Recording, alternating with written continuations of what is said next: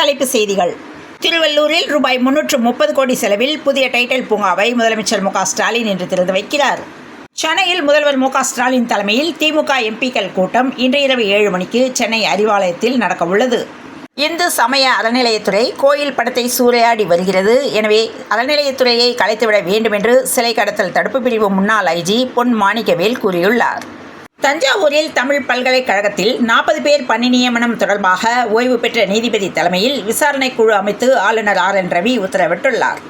முன்னாள் முதல்வர் ஜெயலலிதாவின் படத்தை வைத்து சசிகலா, டிடிவி தினகரன் என 1000 குடும்பங்கள் கோடீஸ்வரர்களாகிவிட்டனர் என்று அதிமுக முன்னாள் அமைச்சர் திண்டுக்கல் ஸ்ரீனிவாசன் கூறியுள்ளார். மேட்டூர் அணைக்கு நேற்று முன்தினம் வினாடிக்கு 9269 கனடியாக இருந்த நீர்வரத்து நேற்று 8355 கனடியாக குறைந்தது.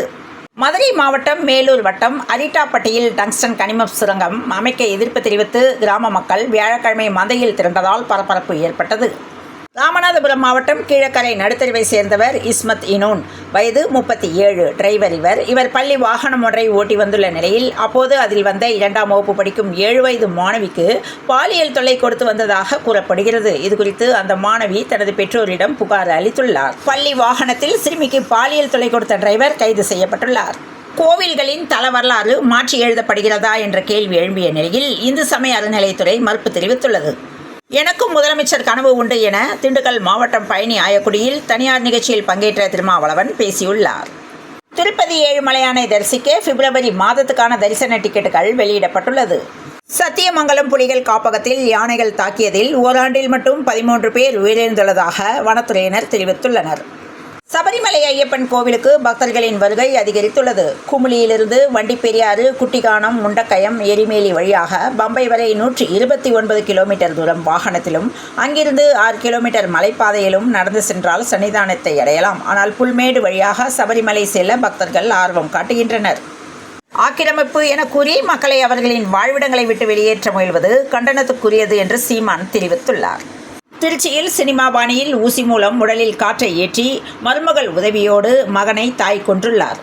சேலம் மாவட்டம் மேட்டூரில் தாபா ஹோட்டலில் ஏற்பட்ட தீ விபத்தில் ரூபாய் 2 லட்சம் மதிப்பிலான பொருட்கள் எரிந்து நாசமானது.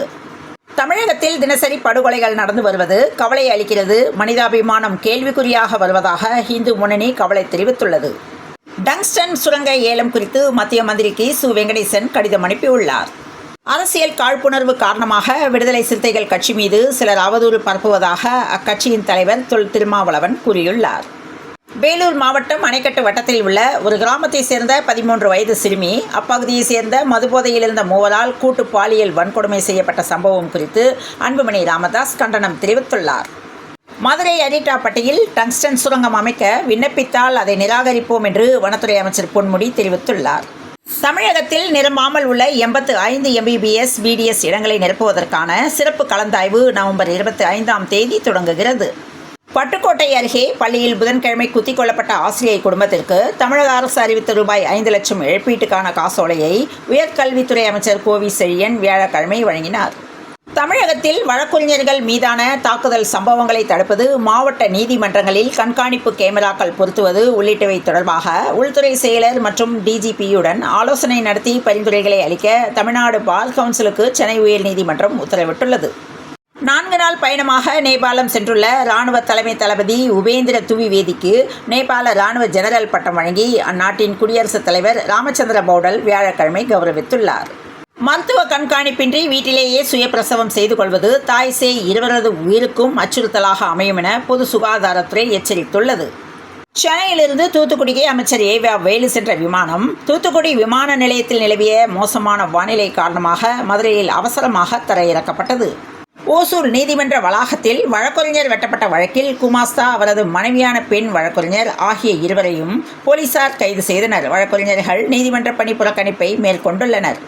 சாலையோர வியாபாரிகளின் விற்பனையை ஒழுங்குபடுத்த QR குறியீடு மற்றும் இணைய இணைப்புடன் கூடிய புதிய அடையாள அட்டை வழங்கும் சிறப்பு முகாம் வெள்ளிக்கிழமை தொடங்குகிறது. சென்னை அடையாறில் மதுபோதையில் இயக்கப்பட்ட மாநகர பேருந்து கட்டுப்பாட்டை இழந்து காவல் நிலைய சுவர் மீது மோதி விபத்தை ஏற்படுத்தியுள்ள நிலையில் சுவர் இடிந்து சேதமானது. அரசு பள்ளி ஆசிரியை கொலை செய்யப்பட்டதை கண்டித்து தமிழகம் முழுவதும் டிட்டோ ஜாக்டோ ஜியோ கூட்டமைப்பினர் வியாழக்கிழமை ஆர்ப்பாட்டத்தில் ஈடுபட்டனர்.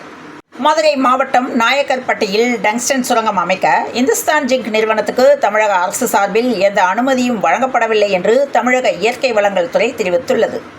மெரினா கடற்கரையில் உள்ள நீச்சல் குளத்தில் ரூபாய் 3,41,00,000 மதிப்பீட்டில் புதிய நீர் வடிகட்டுதல் மற்றும் நீர் மறுசுழற்சி ஆலை அமைக்க அரசு திட்டமிட்டுள்ளது.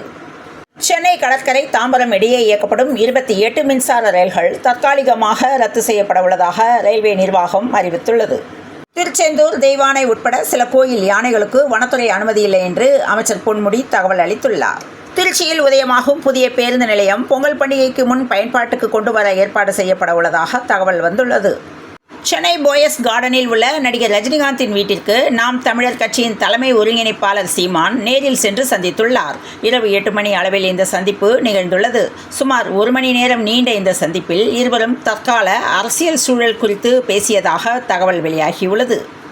சென்னை பாரிமுனையில் உள்ள காக்காத்தோப்பு பகுதியில் நகர்ப்புற வாழ்விட மேம்பாட்டு வாரியத்திற்கு சொந்தமான இடத்தில் பல ஆண்டுகளாக குடியிருந்து வரும் மக்களை காலி செய்ய அறிவுறுத்திய அதிகாரிகள் இன்று ஆக்கிரமிப்புகளை இடிக்கும் பணியில் ஈடுபட்டனர். இதனைத் தொடர்ந்து பொதுமக்கள் கால அவகாசம் கேட்டு வாக்குவாதத்தில் ஈடுபட்டனர். திமுக 2வது முறையாக ஆட்சிக்கு வந்ததாக சரித்திரமே இல்லை என்றும் 2026இல் வாழ்வா சாவா என்பது இல்லை, திமுகவுக்கு மீண்டும் வனவாசம்தான் 2026இல் அதிமுக ஆட்சியை பிடிக்கும் என்று முன்னாள் அமைச்சர் ஜெயக்குமார் கூறியுள்ளார்.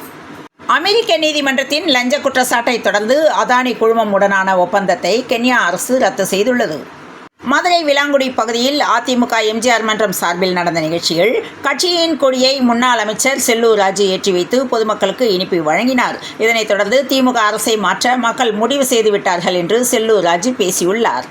தமிழக வெற்றிக் கழகம் பாஜகவுடன் கூட்டணி வைப்பதாக கூறி பாஜக தலைவர் அண்ணாமலையுடன் நடிகர் விஜய் நிற்கும் புகைப்படம் ஒன்று வைரலாகி வருகிறது.